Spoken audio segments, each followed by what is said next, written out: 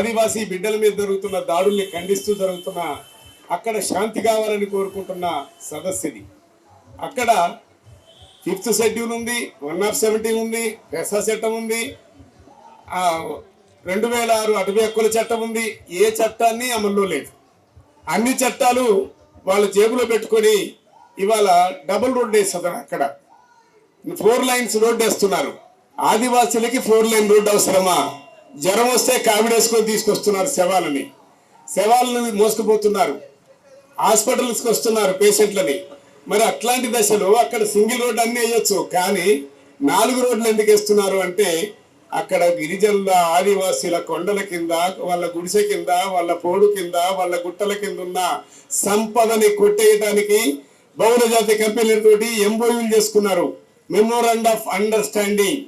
వాడు అడుగుతుండు కాబట్టే ఇక్కడ కేంద్ర మంత్రి ప్రకటిస్తుండే. ఎప్పుడైనా ప్రకటించారా? వచ్చే మార్చి వరకు మేము ఒక్క మనిషి లేకుండా చేస్తామని మాట్లాడుతున్నారు. ఎవరిని? నక్సలైట్ల పేరుతోటి ఆదివాసీలు లేకుండా చేస్తామని దాని అర్థం. అట్లా చేస్తాం, మీకు రండి, మీరు తప్పనిసరి ఈ తొమ్ముకుపోవచ్చు ఖనిజాలని చెప్పడంలోనే దాని అర్థం ఉంది అనే విషయం గమనించండి.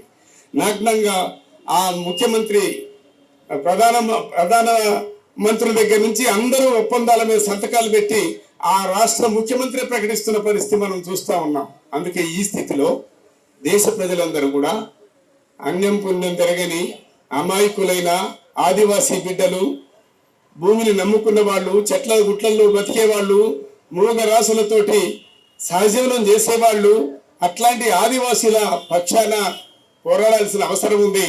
అందులో భాగమే అక్కడ జరుగుతున్న హింసకి వ్యతిరేకంగా శాంతి చర్చలు కూడా జరపండి. అందరినీ ఎవరు చచ్చిపోవద్దు, శాంతి చర్చలు జరపండి అని మనం మనుషుల్ని ఎవరిని చంపడానికి వీల్లేదనే కోణంలో కూడా అక్కడ జరుగుతున్న మారణ హోమానికి శాంతి చర్చలు కూడా జరపమని మనం డిమాండ్ చేస్తూ ఉన్నాం. అక్కడ సంపద ఆదివాసీలది, అక్కడ అడవి ఆదివాసులది. ఆదివాసుల అననాన్ని ఆపమని ఖగార్ పేరుతోటి ఆదివాసీ గూడాల్లో ఉంటూ క్యాంపులు పెడుతూ లక్షలాది మంది పోలీసుల్ని, బార్డర్ సెక్యూరిటీ ఫోర్స్ని, బార్డర్లో ఉండాల్సిన సైన్యాన్ని మన దేశానికే ఉపయోగిస్తూ అక్కడ హననం చేస్తూ అక్కడ పొలాల్లో పోయిన ఆదివాసీ బిడ్డల మీద దాడులు. ఒక్క నక్సలైట్ ఎవరైనా కనపడితే ఆయనతో పాటు ఒక 20 మంది ఆదివాసీల్ని కాల్చేసుడు. అట్లా 100 మందిని కాల్చేయటం అర్థం ఏంటి అంటే నక్సలైట్ల హననం ఒకటే కాదు, అక్కడ ఆదివాసీలు లేకుండా చేసి ఆ ప్రాంతాన్ని ఖాళీ చేయడం అనే ప్రధాన లక్ష్యం మనకు కనపడతా ఉంది. అందుకే ఆదివాసీ బిడ్డల రక్షణ కోసం మనం అందరం ఆలోచించాల్సిన అవసరం ఉందని ఈ ధర్నాన్ని మనం ఏర్పాటు చేశాం. ఒక రకంగా చెప్పాలి అంటే ఈ పరిస్థితులు, ఎటువంటి పరిస్థితుల్లో మనం జీవిస్తున్నాము, అందులో రాజ్యాల్లో, రాష్ట్రాల్లో, దేశంలో ప్రజలు ఏ విధంగా అణిచివేయబడుతున్నారు, ఈ విషయాలన్నింటినీ ఎదుర్కోవడానికి రాజ్యం యొక్క అణచివేతను ప్రశ్నించాల్సిన అవసరం ఉంది అని ఈ ధర్నాల్లో నా మద్దతు ఇవ్వడానికి వచ్చాను. నేను ఎక్కువగా మాట్లాడదలుచుకోలేదు.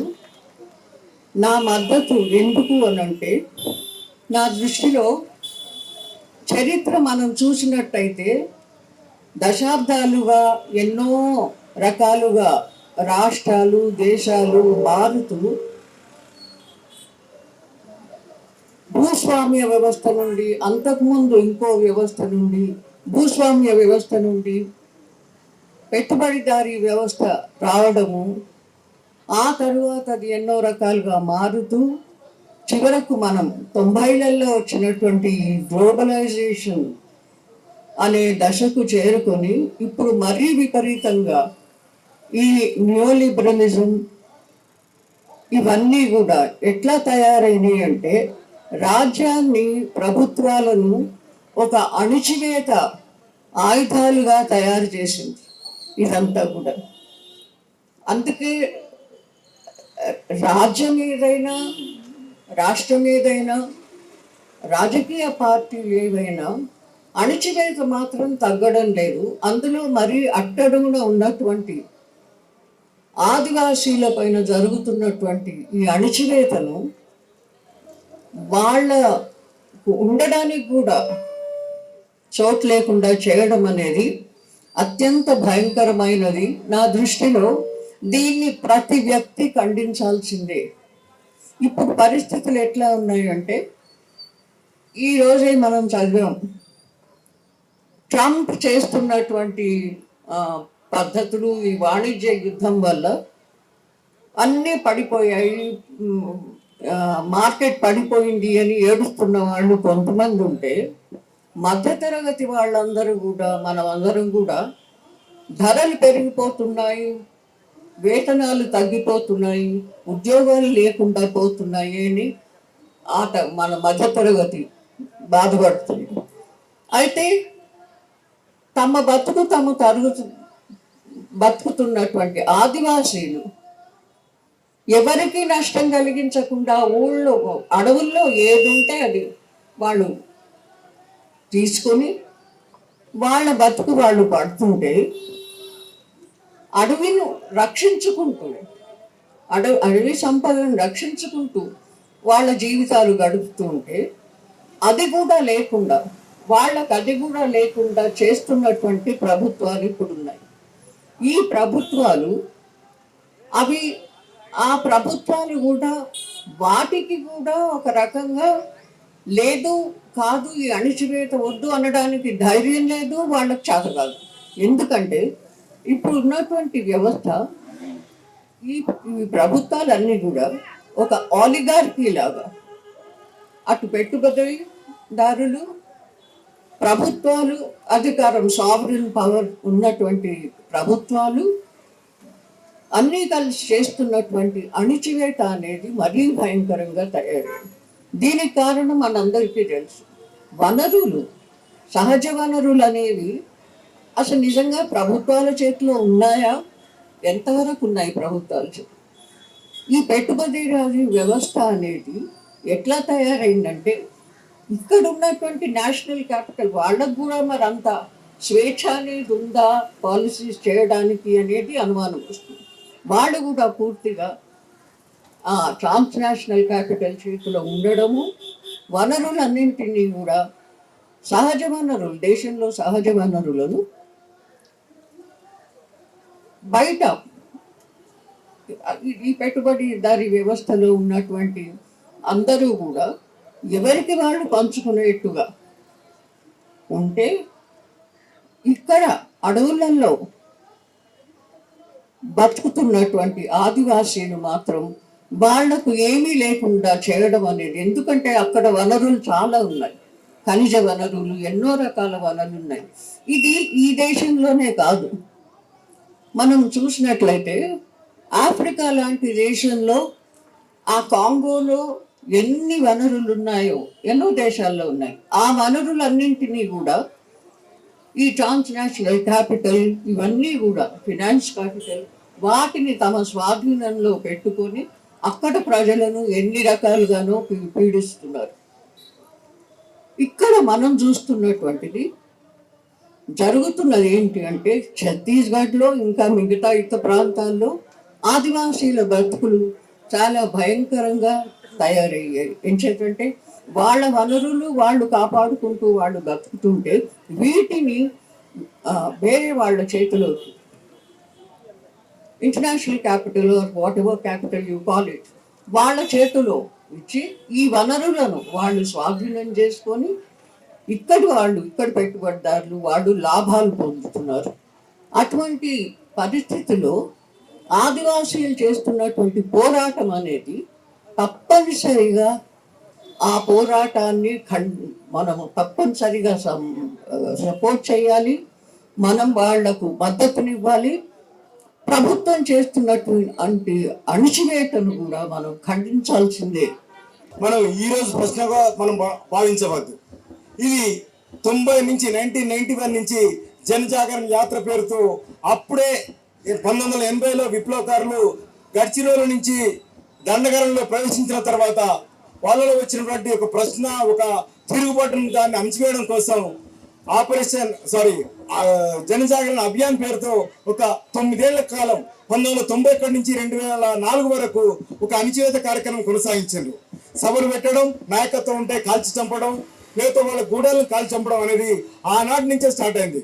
ఆ క్రమం కాస్త 2005 వచ్చేసరికి ఇదే మహేంద్రకర్మ నాయకత్వంలో సాల్వాజూడంగా రూపుదిద్దుకొని సాల్వాజూడం ఒక 2011 వరకు అంటే సుప్రీంకోర్టు రద్దు చేసేంత వరకు అది కొనసాగుతూనే కనీసం 28,566 మంది 4,500 జీతాలకే పనిచేస్తూ ఘోరమైన అణిచివేతను ఒక మారణకాండను కొనసాగించారు.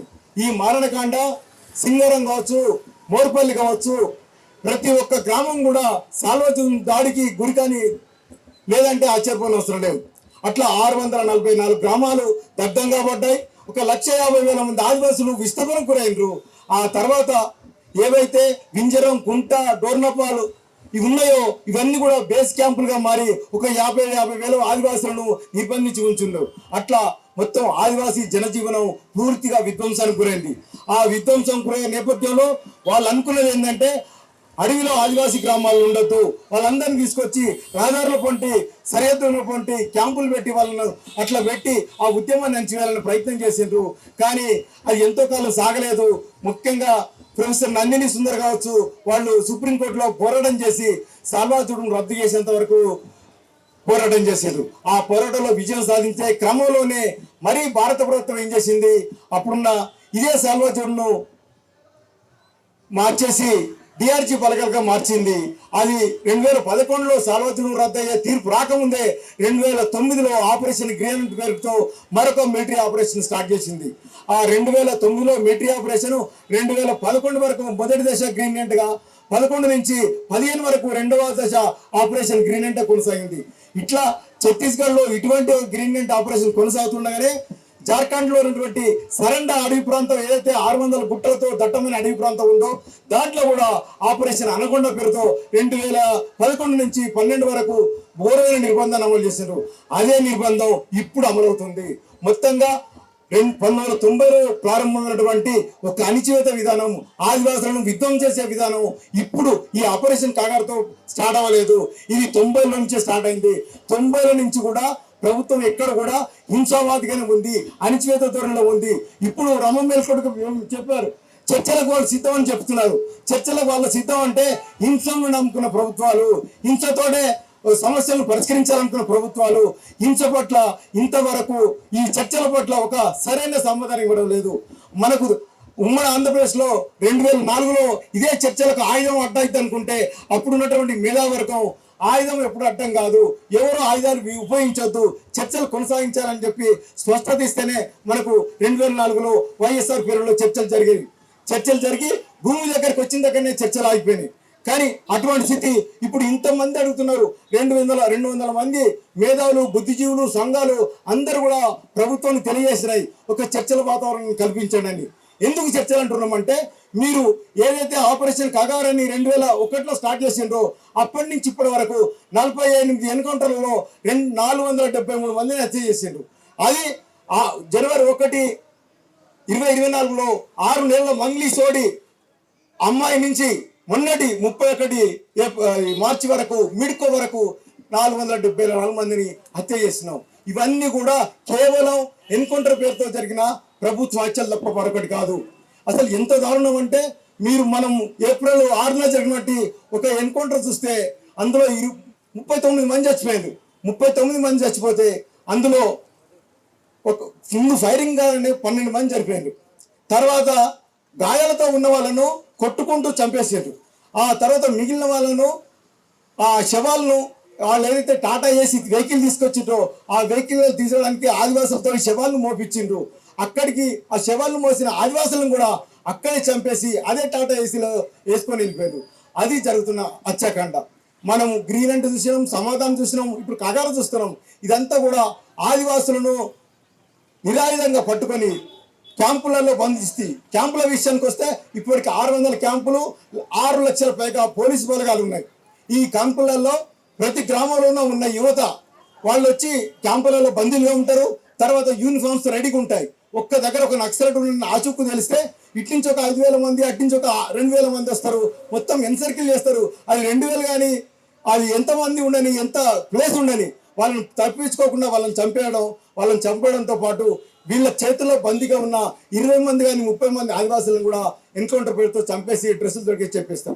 అందుకనే ఎన్కౌంటర్ జరిగిన తర్వాత సంఖ్య బయటికి రావడం కాదు, ఎన్కౌంటర్ జరిగే క్రమంలోనే సంఖ్య బయటకు వస్తుంది. ఇది మనం అనుకోవాల్సింది ఏంటంటే ఆదివాసుల హననం ఏదైతే ఒక ఇష్యూ ప్రకారం పెట్టినరో ఈ అటవీ సంపదను కార్పొరేట్లకు అప్పగించాలని, ఇది ఇప్పటికే 104 ఎంఓయూలు చేసుకున్నారు. 3వ దఫా అధికారంలోకి వచ్చిన ప్రభుత్వం ఖచ్చితంగా కార్పొరేట్లకు అక్కడున్న కోట్లాది విలువైన వనరులు అప్పచెప్పడం కోసం అక్కడున్న ఆదివాసీ జాతిని హననం చేయడానికి, నిర్మూలించడానికి ప్రయత్నం చేస్తుంది. దానికి ఏం చెప్తుందంటే మేము 2026 మార్చి 31 కల్లా మావోయిస్టులను అంతర్ చేస్తామని. కానీ నిజంగా ఏ ప్రభుత్వానికైనా పాలన చేయాలని ఉండాలి తప్ప ఎవరన్నా ఏర్పాటు ఉన్నా, సాయుధ పోరాటం ఉన్నా, ఏ ఆందోళన ఉన్నా కానీ న్యాయపరంగా శిక్షిస్తాం. వాళ్ళ పోరాటంలో అన్యాయం ఉంది, లేకపోతే అన్యాయమైన ఎత్తుకాడలు ఉన్నాయని చెప్పి ఒక ప్రజాస్వామ్యబద్ధంగా ప్రజల మద్దతు కూడగట్టాలి. కానీ అమిత్ షా, మోడీ ప్రభుత్వాలు అట్లా చేయడం లేదు. మేము ఖచ్చితంగా వాళ్ళని నిర్మూలిస్తాం, అంతం చేస్తాం అంటున్నారు. నిజంగా ప్రజాస్వామ్యంలో అట్లా మాట్లాడే భాష కానీ అట్లా మాట్లాడే విధానం కానీ సరైనది కాదు. ఇప్పటికే కనీసం 400-500 మంది చంపేస్తున్నాం. ఎన్ని క్యాంపులు ఉన్నాయో, ఎంతమంది విధ్వంసం అయ్యారో ఇప్పుడు మనం ఇట్లా మాట్లాడుకునే క్రమంలో కూడా ఉన్న సాయుధ క్యాంపులలో ఎంతమంది ఆదివాసీ యువత బందీలుగా ఉందో మనకు ఎవరికి తెలియదు. ఒక్కరు ఎక్కడ నక్సలైట్ దొరికిందంటే వాళ్ళతో పాటు 20-30 మంది చనిపోతారు. ఇప్పుడు జరిగిన ఎన్కౌంటర్ని కూడా నిజమైన మావోయిస్టులు ఎవరైతే మోహన్ రావు, దశరథరాజు ఉన్నాడో, నీతి ఉందో, లేకపోతే చలపతి ఉన్నారో ఆ 3 ఎన్కౌంటర్లు కూడా వాళ్ళు నడవలేని స్థితిలో, వాళ్ళు కదలని స్థితిలో ఉన్న స్థితిలో వాళ్ళను ఇన్ఫార్మర్స్ తోటి పట్టుకొని వాళ్ళను కాల్చి చంపారు. చివరికి మిడికోది కూడా అంతే. మిడికో కూడా తను కదలని స్థితిలో ఉంటే ఆమెను పట్టుకొని చిత్రహింసలకు గురి చేసి చంపేసాడు. నీతి అనే ఒక ఆదివాసీ మహిళ, ఆమె ఒక నాయకత్వం స్థానంలో వచ్చిన ఆదివాసీ మహిళను ఆమెను చంపే క్రమంలో 36 మందిని చంపేసిండ్రు. ఆ 36 మందిలో తను కనీసం ఆయుధాన్ని కూడా వాడలేని స్థితిలో ఉంది. ఆమెను కూడా ఆమెతో పాటు కనీసం 10-15 మంది ఆదివాసులను చంపేస్తున్నారు. అసలు ఆదివాసులను చంపడం అంటే ఆదివాసులమే అవలవుతున్నటువంటి నిర్బంధం కానీ, అత్యాచారాల హాండ కానీ అంతేలేని స్థితిలో కొనసాగుతుంది. ఇది ఛత్తీస్గఢ్లో కూడా జరుగుతున్నటువంటి ఒక మారణకాండ. ఏంటంటే ఒక ప్రజాస్వామ్య దేశంలో ఒక చట్టబద్ధంగా, న్యాయబద్ధంగా న్యాయస్థానాలు ఉన్నాయి, ప్రజాస్వామ్యం ఉందని మనం అనుకునే మన దగ్గర అది అటువంటిది ఏం జరగడం లేదు. కేవలం అంతం చేస్తానంటున్నాడు, మిలిటరీ పెట్టిండు, ఎవరు దొరికితే వాళ్ళని కాల్చి చంపేస్తున్నాడు. ఈరోజు సిపిఎంఎల్ న్యూ డెమోక్రసీ రాష్ట్ర కమిటీ మధ్య భారతంలో సాగుతున్నటువంటి మారణ హోమం, ఆదివాసి హననం, దీనిని ఎదుర్కోవడం ఎలా అనేటువంటి ఓ రాజకీయ సంఘర్షణ అనేటువంటిది మనం ఇక్కడ ప్రారంభించడం. ఇప్పటికి 400-500 మందిని పొట్టన పెట్టుకున్నటువంటిది కేంద్ర ప్రభుత్వం. వాళ్ళు నిత్యం నక్సల్ రహిత నినాదమిస్తూ ఆదివాసీలను మారణహోమానికి గురి చేస్తున్నారు. ఈ విషయం మీద ముందుగా ఒక నెల రోజుల క్రితమే మేము ఆలోచించాం.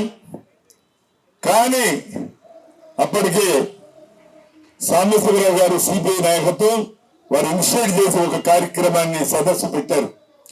దాన్ని కంటిన్యూటీ చేద్దామని చర్చించాం, కానీ ఆగిపోయింది. ఈ సమస్య మీద నిరంతరం సాయుధ పోరాట పందా తీసుకున్నటువంటి మావోయిస్టులు, వాళ్ళకి సంబంధించిన సంస్థ, దానికి సంబంధించినటువంటి రాజకీయ శక్తులన్నీ కూడా పోరాటం చేస్తూనే ఉన్నాయి. సమస్య పరిమితమైన మేరకున్నటువంటి పరిస్థితి వేరు. ఇది ప్రజా స్వభావాన్ని వాళ్ళ సంతరించుకున్నది. ఒక పార్టీ పైకే కాదు, మొత్తం సమాజం మీదకి ఈ దాడి అనేటువంటిది ఎక్స్టెండ్ అయింది. ఇది మనం గుర్తించాల్సినటువంటి విషయం. ఎప్పటికప్పుడు ఎన్కౌంటర్స్ రాజకీయ పార్టీలుగా ఖండించడం లేదు, వాటికి వ్యతిరేకంగా పోరాడడం లేదు. ఇవాళ ప్రజల మీద దాడి అనేటువంటి ఒక రాజకీయమైన పైశాచికత్వం రంగమెక్కినటువంటి పరిస్థితి. అంతిమ యుద్ధం నక్సల్ రహిత కగారంటే అంతిమ యుద్ధం ఎవరి మీద, ఎందుకు, ఏమి ప్రయోజనాలు? అది మావోయిస్టుల మీదనేనా, ప్రజల మీదనా? ఇప్పుడు పట్టుకొని కాల్చినటువంటి వాళ్ళంతా మావోయిస్టులేనా? ఇంతకుముందు నారాయణరావు గారు చెప్పారు, కొంతమంది అది పట్టుకొని అనారోగ్యంతో ఉండి కదలలేని పరిస్థితిలో పట్టుకొని దానికి ఒక రాజకీయమైనటువంటి రూపం ఇచ్చి అనేక మంది తీసుకొచ్చి కాల్చి చంపుతున్నటువంటి పద్ధతి కొనసాగుతున్నది. ఇది 90 నుంచి ప్రారంభమైంది. అది సర్వజూడు కానీ, దాంతో పాటు గ్రీన్ హంట్ కానీ, దాని తర్వాత ఇప్పుడు కగారు కానీ, ఈ మూడింటి యొక్క స్వభావం సారాంశంలో రాజ్యహింస, అణిచివేత, హింసా భారతం. ఇక్కడ కరీంనగర్ ఉద్యమం సాగినప్పుడు కూడా ఫియర్ వికాస్ సంస్థ అనేటువంటిది ఒకటి ఆర్గనైజ్ చేసి, నక్సలైట్ బాధిత సంఘం అనేది ఒకటి ఆర్గనైజ్ చేసి ప్రజల మీద దాడులు చేసినటువంటి భాగాలు ఉన్నాయి. మైదాన ప్రాంతంలో కూడా జరిగినాయి. ఇవాళ దండకారణ్యాలు కూడా దాని యొక్క మరింత ఎక్స్టెన్సివ్ హింస, రాజ్య హింస ప్రజల మీదకి కూడా ఎక్స్టెండ్ చేసి ఇవాళ సాగిస్తున్నటువంటి హింస అనేటువంటిది, ఇవాళ మణిపూర్లో సాగుతున్న హింస కానీ, 370 ఆర్టికల్ రద్దు చేసి కాశ్మీర్ లో సాగుతున్న హింసలు కానీ, మిలిటరీ పాలన కానీ, ఇవాళ దేశంలో ఎక్కడ పోరాటాలు చేసినా, ఉద్యమాలు చేసినా రాజ్య హింస అనేటువంటిది రంగమెక్కి హింసాయుతమైనటువంటి నక్సలిజం అనేది హింస ఉన్నది. ఆ హింసతోనే మొత్తం రద్దు చేస్తామనేటువంటి ఒక ప్రక్రియ ఇవాళ కొనసాగిస్తున్న పరిస్థితి ఉన్నది. ఈ మధ్యనే చేంజింగ్ కలర్ ఆఫ్ నక్సలిజం అనేటువంటి ఒక వేదిక, ముఖ్యంగా ఆర్ఎస్ఎస్ ఆర్గనైజ్ చేస్తున్నటువంటి వేదిక, అందులో మేధావులంతా మాట్లాడుతున్నారు. జయప్రకాష్ గారు కానీ, దాసరి శ్రీనివాసులు గారు కానీ, ఆర్ఎస్ఎస్ బీజేపీకి సంబంధించినటువంటి కొన్ని శక్తులు కానీ, వాళ్ళు మాట్లాడుతున్నది ఏంటంటే సుస్థిరత, ఐక్యత, ప్రజాస్వామ్యం, హింస లేని సమాజం. హింస లేని సమాజం ఎట్లా వస్తుంది? హింస లేని సమాజం ఎట్లా వస్తుంది? ఆ సమాజం ఉన్నదా? 78 సంవత్సరాల తర్వాత హింస లేని ప్రజాస్వామ్యం చెప్తున్నటువంటి వాళ్ళు ఇవాళ 190% మంది ఈ పీడితులు ఏమిటి అనేటువంటిది ఎప్పుడైనా ప్రశ్న వేసుకున్నారా?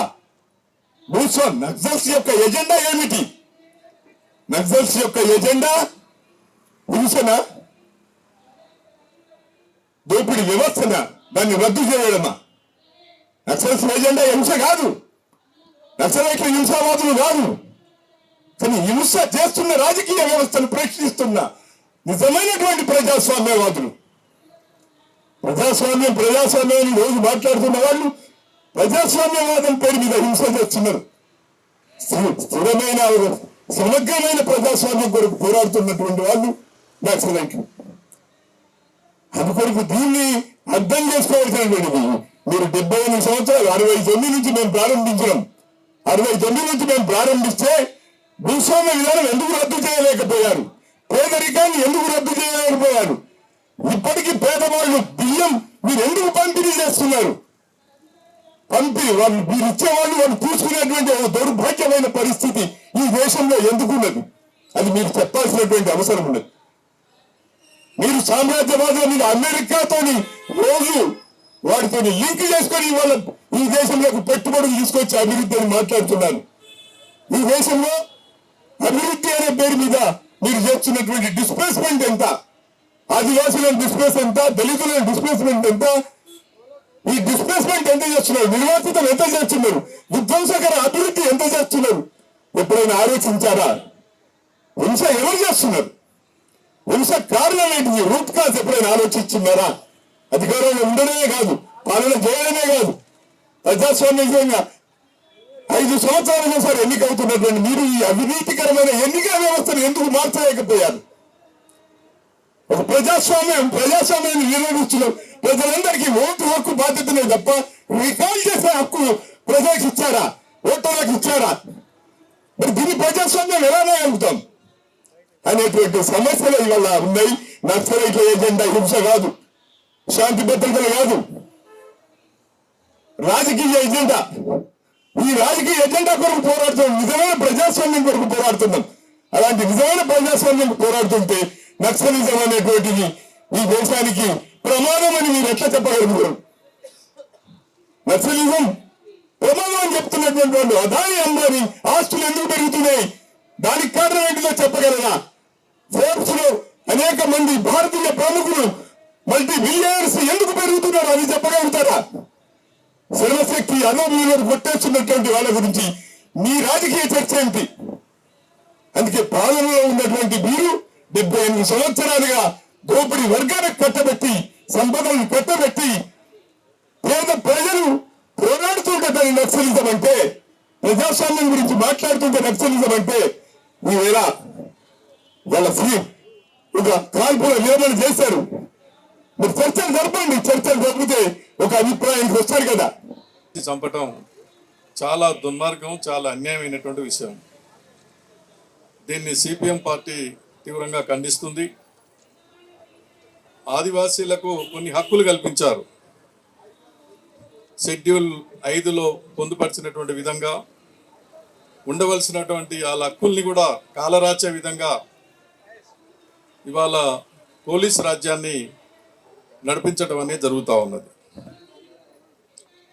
ఇవాళ అమిత్ షా ప్రకటించాడు 2026 మార్చి నెలాఖరు వరకు ఒక్క ఉద్యమకారుణ్ణి, నక్సలైట్ని కూడా లేకుండా అణిచివేస్తామని.